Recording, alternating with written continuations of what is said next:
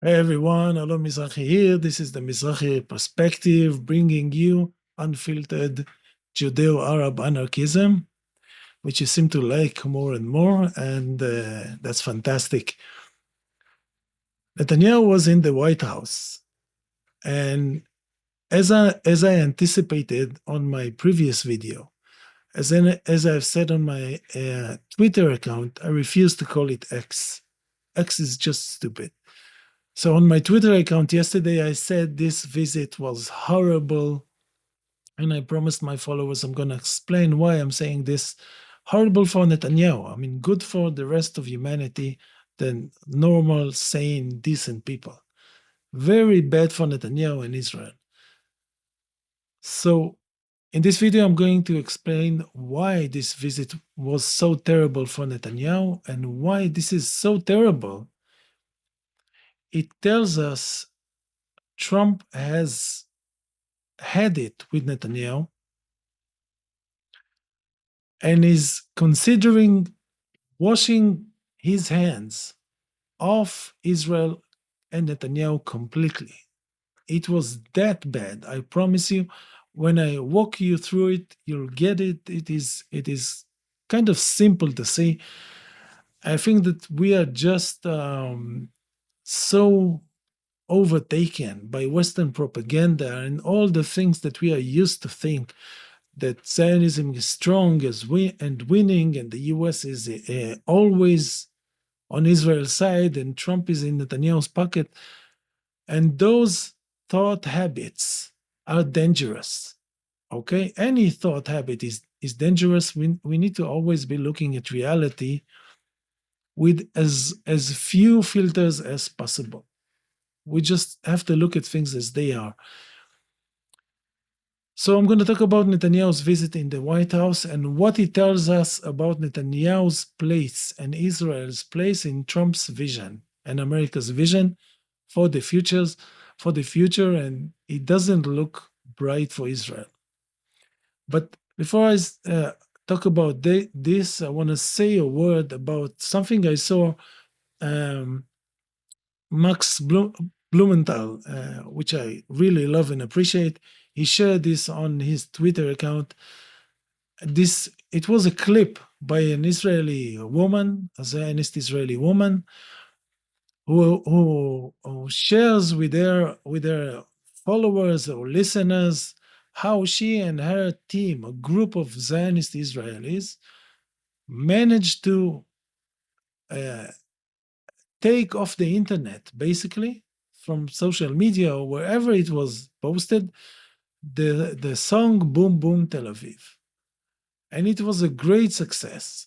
This is how she portrayed it. So I have to say two things about this because this is so important. This is so important. First of all, you will never in your life hear about Zionist Israelis organizing for something normal. It doesn't exist. They always organize to destroy someone else, to stop someone from understanding something, to stop people from knowing something, to deceive, to spy, to do whatever kind of fuckery. There's always fuckery involved. It is never normal. They always organize for insane initiatives. So they organized to remove this song from the internet. How stupid and pathetic. But that's not the point. That's not the point. The point is by doing that, they reveal something which is important. It's not about this stupid song or the stupid attempt to remove it. It is about Israel trying to uh, play, to fuck with our memory, with our consciousness, and how we see reality, and how we perceive reality, and how we judge reality. And our very ability to do it in the digital age, because what Israel is going to do next, and I believe it has already begun doing, is erasing from existence any trace of the genocide ever happening. This sounds crazy. You feel a kind of chill in your spine. This is what they are going to attempt to do, and the US is not going to disrupt this effort because they don't mind. The Europeans definitely don't mind. On the contrary, they share this motivation. They don't want humanity and their children and grandchildren to witness what they supported. So I'm certain a body like this already exists for reshaping the memory of the genocide through manipulation of available digital information. So I'm saying this, first of all, for all of us to be aware that such an effort is going to take place. They are going to try to fuck with our memory and our perception. They are going to erase clips from Instagram and YouTube and Facebook and maybe Twitter. I don't know if they have the same amount of control over Twitter that they do over Instagram and Meta in general and other social media platforms. I don't know. But they are going to try and do this. They are going to try to do this, remove the genocide from digital experience and murdering all the witnesses and shutting down all the journalists that have spoken about this or are going to speak about this. And I'm telling you, yes, they are this crazy and this motivated and brazen. So I'm saying this as a warning to all of us because they are going to do this now. They are going to deny and try to erase the genocide from existence. And they are going to mess with the numbers of Gazans who lived in the Gaza Strip during the genocide. They are going to try and say that the Gaza Strip never had more than 1.5 or 1.6. Remember, I said this 1.6 million people. This is the other thing they are going to say to mess with our minds and the memory of the Gaza Holocaust. They are going to go after all the digital evidence that exists using their high tech people and 8200 and whatever unit they have for this. And they are going to cook the numbers of how many people lived in Gaza in on October 2023. So I am saying this as a warning to all of us to know that this effort is coming. It is coming 100%. And also for the people who are working in preserving the memory of this Holocaust. This is a warning to you too, because they are going to come after you. So you make a backup and a backup of the backup and another backup of the backup of the backup and another backup, 10 copies. Make as many people as possible download hard evidence.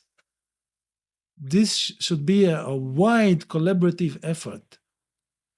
Okay, many people should work on this and be aware that Israel is going to come after them using whatever technological means it has at its disposal. And I've known this and I've felt this coming for a long time. I spoke about this over a year ago, about Israel playing with the population numbers in Gaza. They are going to do this. This is coming. But now I can sense something more ambitious beginning to brew, which is erasing the Holocaust, the Gaza Holocaust from memory and presenting it as a military operation. They are going to leave all the military stuff in and remove all the horror out. So know this and know this is coming. So this is like the short introduction or short thing I wanted to say first before I talk about Netanyahu's terrible visit at the White House and why it was so terrible. First of all, look at the picture behind me. This is Netanyahu speaking at the White House about his plans for the future of the Middle East. Now, do you see Netanyahu in this picture? And this is the official video the White House released, and Fox News aired this. Where is Netanyahu? Netanyahu is not to be seen. You only hear his voice, and he sounds extremely tired, probably sick or with some cold or maybe cancer. We can all hope, or something terrible.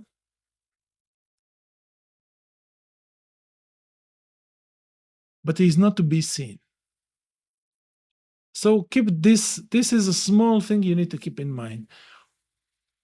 Throughout this visit, you hardly saw Netanyahu, and you never saw Netanyahu and Trump together. And if there was one footage of them together, forgive this. It doesn't negate or deny my reading of this. This is just one thing. It looks like it's a small thing, but it's a big thing. This is Trump behaving like he doesn't want Netanyahu to take over the event and shape the perception of this event and say the stuff that he wants to say. Netanyahu only speaks here after Trump instructs him to speak. Trump pretends to pass the question he was asked to Netanyahu, but this was obviously choreographed. Okay? Trump wanted Netanyahu to say what Netanyahu said, which is very important. He didn't want to be the one saying this. He wanted Netanyahu to say it. What Netanyahu said and why this is so important, I'm going to get into this in a second. But second of all, Netanyahu was coming to the US according to what many people in the pro-Palestine movement, the pro-Palestine side, believe as the great winner, okay, the unstoppable military leader and national leader of the invincible country Israel. And he just defeated Iran, the biggest enemy of Israel in the Middle East or the whole world, basically. So if this is the story, and if this is what the US believes, where is the celebration? Where is the celebration? Have you seen anything like a celebration during this visit? Was there a big, festive, happy reception for Netanyahu? There was none. Netanyahu got in Washington, and he was in Washington almost half a day before his meeting with Trump began, which was weird. Usually he steps off the plane and goes to meet Trump immediately, and there's a big reception, and they have a big press conference. But this time there was no press conference and no big televised reception. And this is after Netanyahu is supposedly winning the great war against Iran and defeating Hamas and Hezbollah and everyone in the Middle East. Where is the celebration? So no celebration, no big reception, no press conference. Now, I'm getting to the bigger, heavier stuff. In the past couple of weeks, if you recall, Israel's side, with some cooperation from Witkoff, have been speaking about a coming normalization, big normalization of Israel with countries in the Middle East, with Saudi Arabia, with Oman, even Indonesia was mentioned. And I wrote this also on my Twitter account, and I said how much it made me laugh, because this is so ridiculous. Indonesia is never normalizing with Israel, never. But they spoke about it. They've been trying to build this perception that something like a big normalization move is about to happen. And they said that there's going to be an agreement with Syria. Those are big things. And they've been talking about the ethnic cleansing of Gaza for months now, since Netanyahu's last visit at the White House. After which I immediately ran and made a video and I said, this is a great day for Palestine because there's going to be no ethnic cleansing. We are months after this event, and the ethnic cleansing is not happening. Where is the ethnic cleansing that they promised us? And where is the normalization that they promised us? If Netanyahu is coming to the White House and things are moving according to their plans, their announced plans, where are the big announcements? Where are the big announcements? Where is the Saudi Arabia is going to normalize with Israel? Where is the big announcement?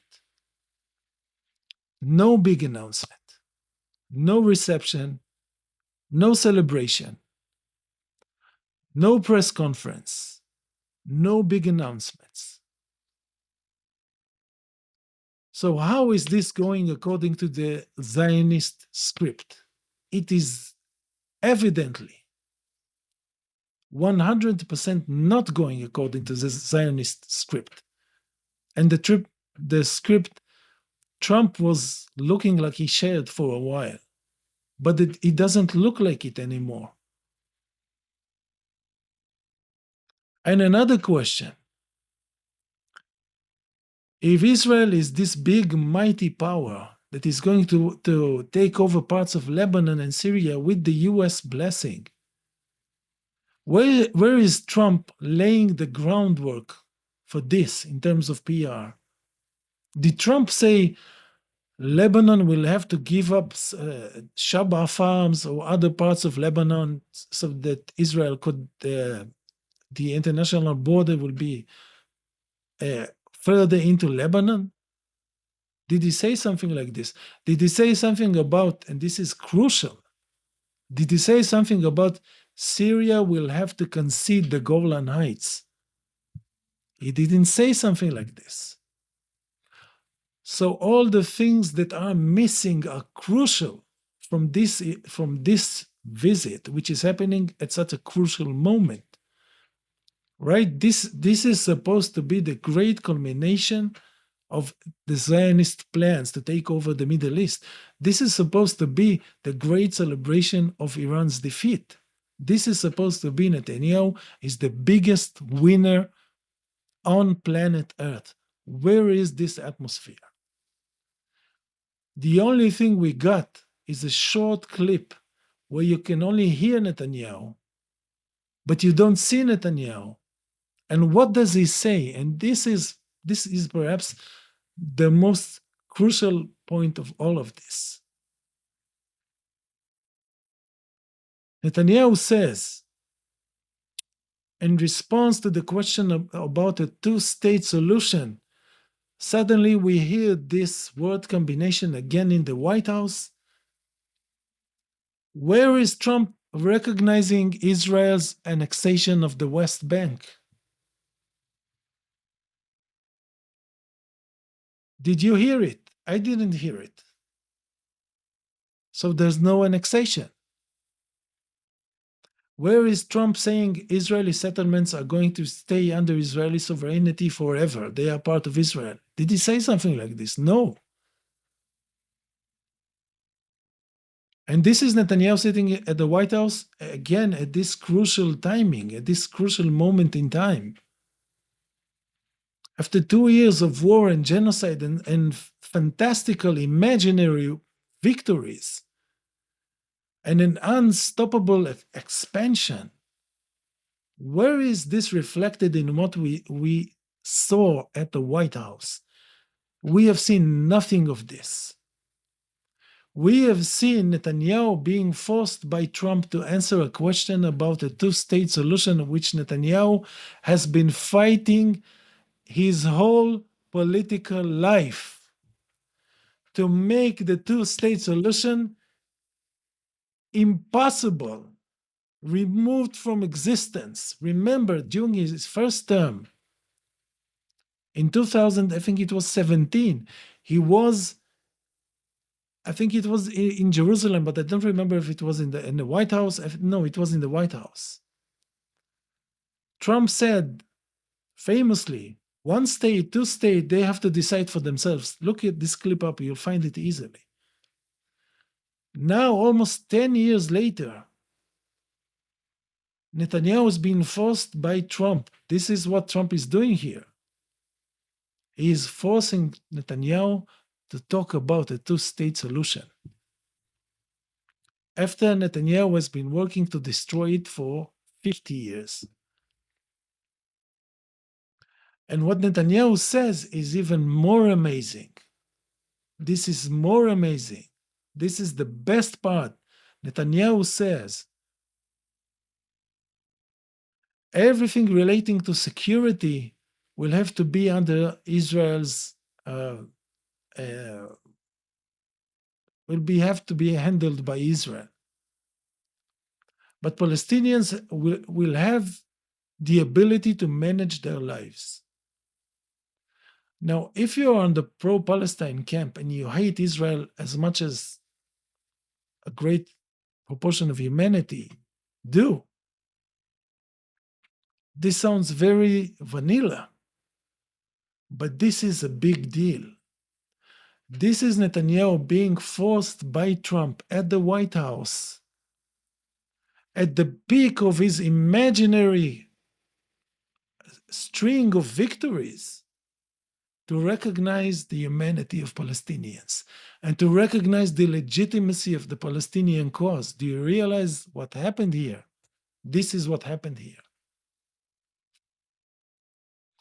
Because in an alternative reality, when Netanyahu was the great winner of all those imaginary wins, which I have been saying repeatedly, are not wins. This only exists in Western media that Israel controls fully.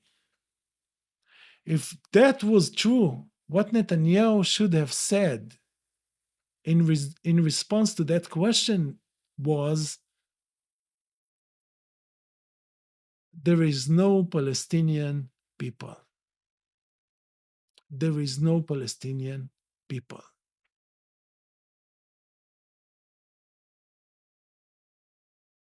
But this is not what he said. He said something that you can only expect to hear. This is reminiscent of the Oslo years. This is almost like Clinton is in the White House and not Donald Trump. The Palestinians will have authority and they are legitimate, they have legitimate claims for self-rule, and Israel will only handle strategic security. And now, of course, Netanyahu doesn't mean any of that. Netanyahu is not going to respect anything. This part is, I'm not naive. I'm speaking in terms of the big narrative here. What Trump is allowing him to say and to imagine is going to happen.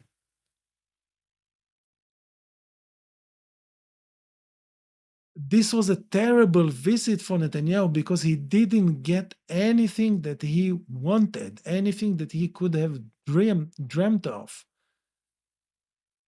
receiving from Trump. He got none of it. There was no celebration of a big win over Iran. There is no victory over Hamas. Yesterday or 2 days ago, Hamas had one of the most complicated and deadly attacks against IDF soldiers, resulting in the deaths and injuries of many soldiers. So Hamas is not defeated. And Israel cannot declare victory even in Gaza. It cannot declare victory definitely where Iran is concerned. It cannot even declare victory in Lebanon. It cannot even declare victory. This is the last part of this video. I'm going to say something about Syria and Lebanon.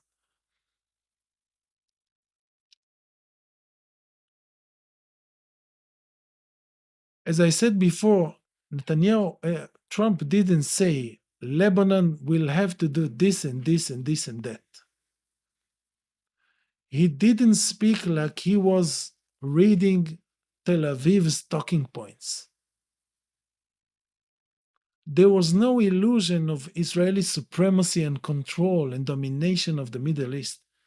This whole part was missing from this visit. Now, about Syria and Lebanon, I also noticed that Israel has been trying to force and coerce Jolani, it's basically its agent, to give up the Golan Heights to sign a peace agreement with Israel. But it's not helping. It is not happening. It is not happening, and Trump didn't announce something like this. Netanyahu could only talk in generalities. We can have peace with the Middle East. Get the fuck out of here. Who's going to make peace with Israel now? Israel has been exposed as a monster. It is the most hated entity in the Arab world and in the human world. It has been exposed as weak and vulnerable militarily. It cannot defeat Hamas. It was fucked up by Iran. What peace are you talking about? Is Israel in a position to dictate terms to other countries? Can it dictate terms to Saudi Arabia or even to Syria? It can't. It doesn't have this power. We are only given this fake alternative reality by Western media and the occupied imagination of people on the pro-Palestinian camp who think that Israel really cannot be stopped, which is nonsense. And I've said it so many times.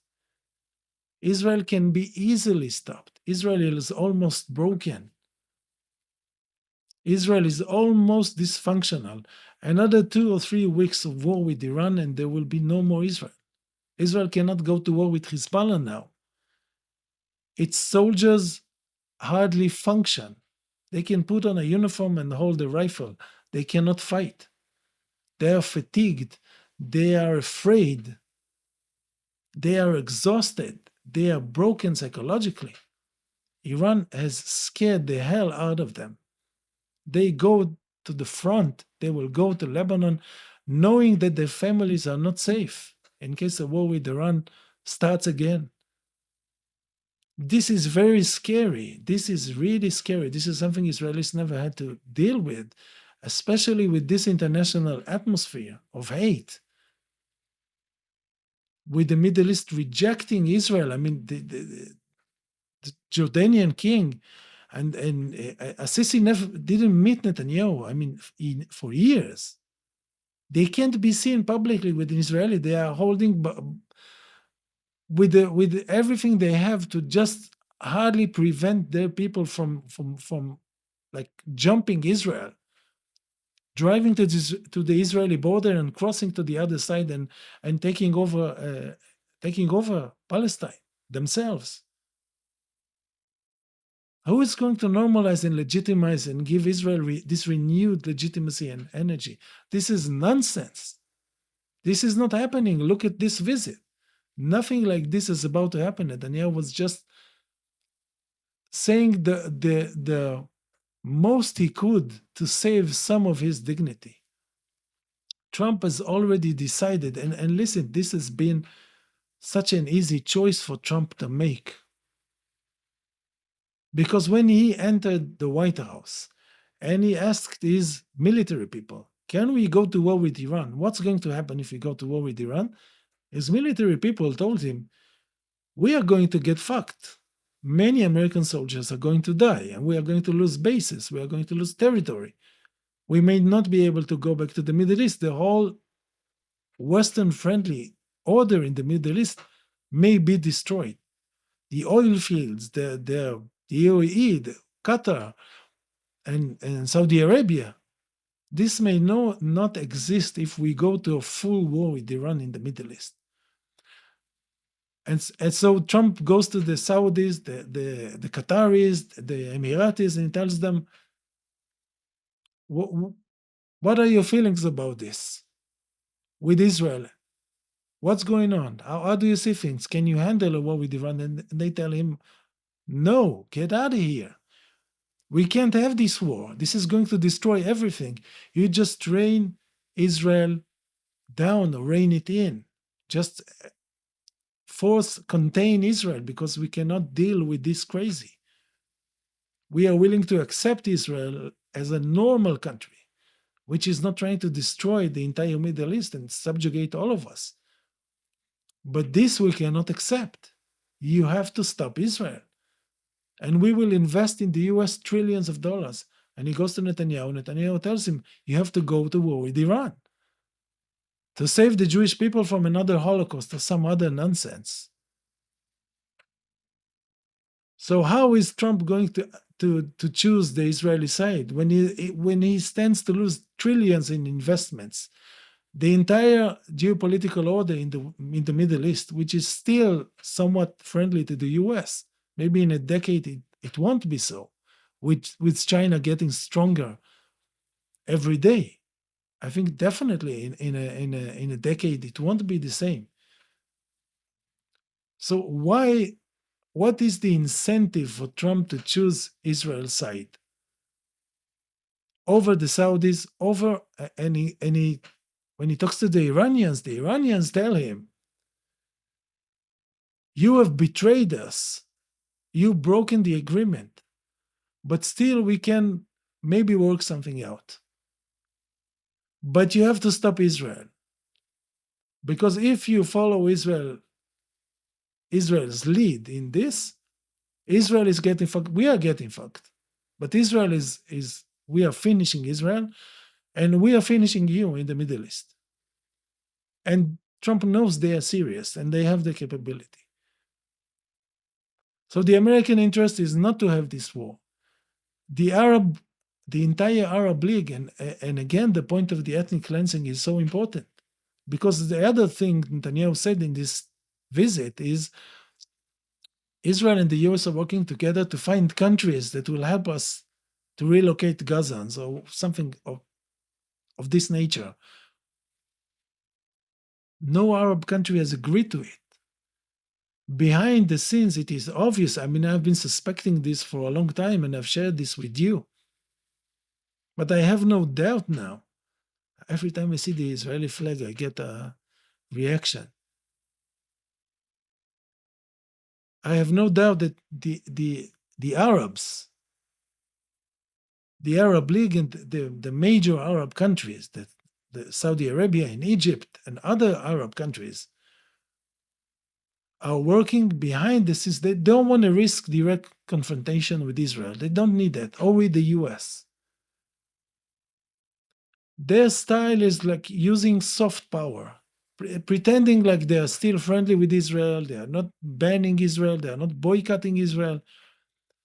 But they are using their leverage behind the scene, and this could be the real explanation of what happened in this big summit that Trump had in the Middle East a week or two before Israel attacked Iran. They were trying to do their best to convince Trump to not join Israel's war, which they probably could see coming. I think that there's a good chance that this was what the summit was about. They don't want this war. And the US doesn't want this war. And the Iranians don't want this war. Only Israel wants this war. And after all the investments and all the aid that the US has given Israel, now Israel wants the US to risk all of it, destroy all of it, and it's not even clear for what. To continue the genocide, to destroy more countries, to destroy the Persian Gulf, to destroy Arab countries for what? For what? For Zionist insanity, for Zionist derangement, for Netanyahu's psychopathy, for what? And this visit has shown us clearly that none of the deranged Netanyahu plots is going to materialize. None of this is happening. The ethnic cleansing is not happening. Normalization is not happening. The US going to war with Iran is not happening. Now, and I'm going to finish with this. Netanyahu is not going to respect any of this. This is not the Zionist habit, and this is not Netanyahu's habit. He is going to continue trying to uh, pull the US into an active war in the Middle East with Iran. He is going to try to present a winning, to project a winning stance to the Israeli public by attacking this and that and bombing in Syria and bombing in Lebanon. This makes the Israelis feel uh, important, important and potent. They are strong. They bomb countries. No one fucks with them. So this is where Syria and Lebanon goes into play because Netanyahu tried to defeat Hamas, couldn't defeat Hamas. They tried to defeat the Houthis, couldn't defeat the Houthis. Tried to fuck with Iran, got a bloody nose or a slight concussion, a light concussion from this. Now he's going to divert his attention to Syria and Lebanon, which he recognizes as the weak link in the axis of resistance in the geopolitical map of the Middle East. But Syria is not bending. It won't uh, relinquish the Golan Heights. It won't sign a peace agreement.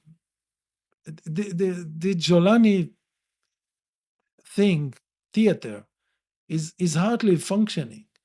They cannot do something this outrageous and go to the Syrian people with this nonsense. The thing that we as Syria has refused to do for 60 years almost. Now this former ISIS leader is going to do in our name, give the Golan Heights, to give our Syrian land to Israel. This is nuts. This wasn't going to happen, and it's not going to happen. So this leaves Lebanon as the next victim of an Israeli aggression. This is the only thing they have left, and the poor Palestinians in the West Bank. Israel cannot take on the serious forces in the Middle East. It cannot take on the Arab world economically or diplomatically. Because the US has had enough. Its business interests, its national interests is not to destroy the Middle East. So Israel cannot outmaneuver the Arabs in this regard. But it can go after the weak and defenseless parties, the Palestinians, and what it imagines are defenseless and weak and destroyed Lebanese and Hezbollah. So they are exerting, because this is where they can have a sense of achievement. After 2 years of achieving nothing but hate, and having been forced to recognize the humanity and legitimacy of Palestinians, what do they even have left? They have nothing left. Still, Netanyahu, because he is unable, and Israel is unable, it is unable, it is psychologically fucked up, it's broken, it's dysfunctional, it's not going back to normal. There's never going to be a normal Israel ever. Ever. This is not happening under any politician, under any circumstance. It's not happening. Netanyahu will have to continue looking for opportunities to bomb people, to perhaps ignite something bigger, to continue a sense of an unstable reality, which is the only kind of reality where he can thrive and remain in power. And Israeli establishments are following him because once there's war in Israel, everyone must come together and go commit suicide and genocide together, because this is the Jewish thing. This is what we have to do. This is what we do. This is what we do. So this is what Netanyahu is, I believe, is going to do next. He's been painfully defeated. He's been terribly humiliated in the White House with no celebration, no press conference, no announcements, nothing. He was treated like the head of a third world country.